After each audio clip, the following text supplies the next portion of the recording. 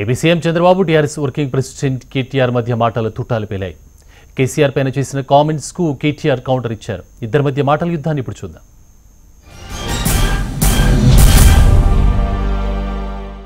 కేసీఆర్ ను చూసి ఇష్టానుసారం నోరు బారేసుకున్నారు.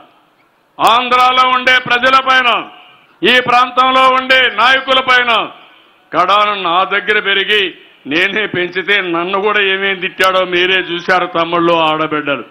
చంద్రబాబు నాయుడు గారు సోనియా గాంధీని అనరాని మాటలు అన్నాడు. ఆయన ఒకటి రెండు కాదు. సోనియా అవినీతి అనకొండ అన్నాడు, సోనియా ఇటలీ మాఫియా అన్నాడు. ఇక చెప్తే బాగున్నాయి, చాలా తిట్లు తిట్టిండు.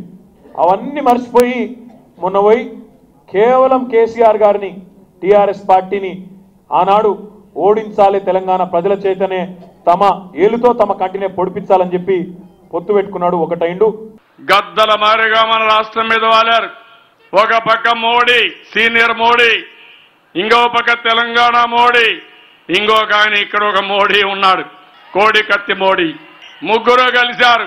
ముగ్గురు కలిసి ఈరోజు మన మీద పడి ఈ రాష్ట్రం అభివృద్ధి కాకూడదు, దీనికి ఒక స్వార్థం ఉంది, కేంద్రం సహాయం నిరాకరణ చేశారు.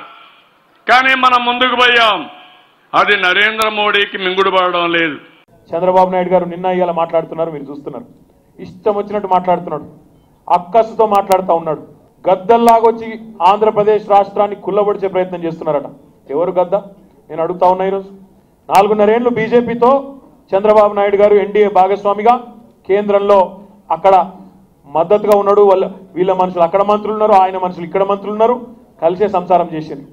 4.5 ఏళ్ల తర్వాత బయటికి వచ్చి ఈరోజు ఆయన అసమర్థతను, చంద్రబాబు నాయుడు గారి చేతగానితనాన్ని కప్పిపుచ్చుకునేందుకు ఈరోజు ప్రధానమంత్రిని ఒక బూచిగా చూపెట్టి, ఇంకొకరిని ఇంకొక బూచిగా చూపెట్టి ఈరోజు ఆంధ్ర ప్రజలను అయోమయానికి గురి చేసే ప్రయత్నం చంద్రబాబు నాయుడు గారు చేస్తా ఉన్నారు. సహాయం చేయవలసిన వ్యక్తులు సహాయం చేయలేదు, రావాల్సిన ఆస్తుల పంపకం జరగలేదు.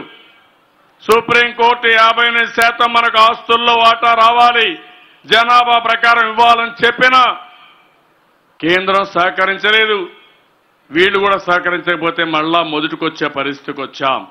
కడాన మనం ఇచ్చిన కరెంటు 5,000 కోట్ల రూపాయలు అప్పు పెట్టి ఆ డబ్బులు కూడా ఇవ్వకుండా మన వల్లే బాధ పెట్టే పరిస్థితికి వచ్చారు. తన సమర్థత ఆధారంగా అడగాల్సిన ఓటును 5 ఏళ్లలో నేను ఈ పని చేసినా కాబట్టి నాకు ఓటేయండి అని చెప్పే పరిస్థితి లేదు. కాబట్టి తన అసమర్థతను కప్పిపుచ్చుకోవడానికి, తన చేతగానితనాన్ని దాచుకోవడానికి ఈరోజు కేసీఆర్ గారి మీద, టీఆర్ఎస్ పార్టీ మీద అక్కసుతో నోటికొచ్చినట్టు మాట్లాడుతూ ఉన్నారు. నరేంద్ర మోడీ గారు మనతో బాగున్నంత వరకు తెలంగాణ ముఖ్యమంత్రి కూడా బాగున్నాడు. అప్పటి వరకు విభేదాలు పెట్టలేదు. ఎప్పుడైతే నరేంద్ర మోడీ పైన మనం డిఫర్ అయ్యామో అప్పుడు ఈయన కూడా డిఫర్ అయ్యి ఇంకా వెహిమెంట్ గా పనిచేయడం మొదలుపెట్టాడు మన మీద. మా తమ్ముడు చెబుతా, అయినా ఏమీ చేయలేరు.